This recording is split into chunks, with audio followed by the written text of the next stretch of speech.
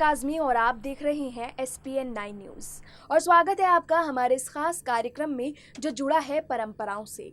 परंपराएं जो खुद में ही कई भावनाओं को समेटी होती हैं, लेकिन हाल में बिहार में विधानसभा के चुनाव हैं और बिहार चुनाव से भी जुड़ी कुछ परंपराएं हैं। बिहार में गठबंधन और महागठबंधन का दौर पिछले 3 दशकों से जारी है। राज्य में गठबंधन की परंपरा करीब 3 दशकों से चली आ रही है, इसलिए आज हम बात करेंगे बिहार में गठबंधन वाली परंपरा की। बिहार विधानसभा चुनाव के पिछले 3 चुनाव में किसी एक गठबंधन को ही पूर्ण बहुमत मिलता रहा है, चाहे वो एनडीए का हो या महागठबंधन का। जिसकी भी जीत हुई उसकी पूर्ण बहुमत से सरकार बनी, साल 2005 हो या फिर 10 या फिर 15। यही परंपरा तीनों चुनाव में देखी गई है। ऐसे में इस बार का चुनाव परिणाम कैसा होगा, इस पर सबकी नजरें टिकी हैं। हालांकि इसका खुलासा तो 10 नवंबर को ही होगा। वहीं 7 महीने के अंदर ही 2005 में अक्टूबर नवंबर में फिर से चुनाव हुआ।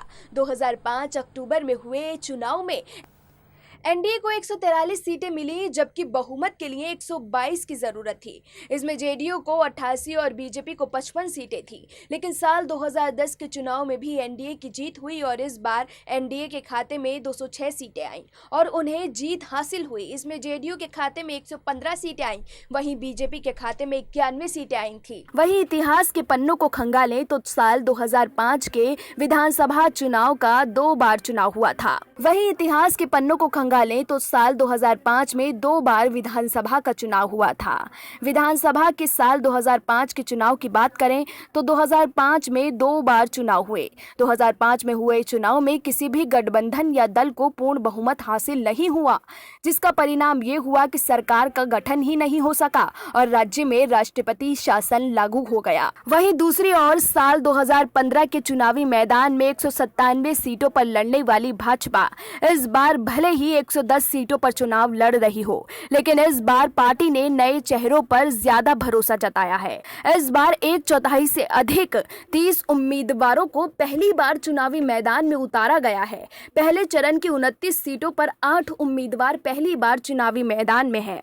इसमें कहलगांव से पवन कुमार यादव, बिक्रम से अतुल कुमार, तरारी से कौशल कुमार सिंह, जमुई से श्रेयस सिंह, बक्सर से परशुराम चतुर्वेदी और अरवल से दीपक शर्मा शामिल हैं।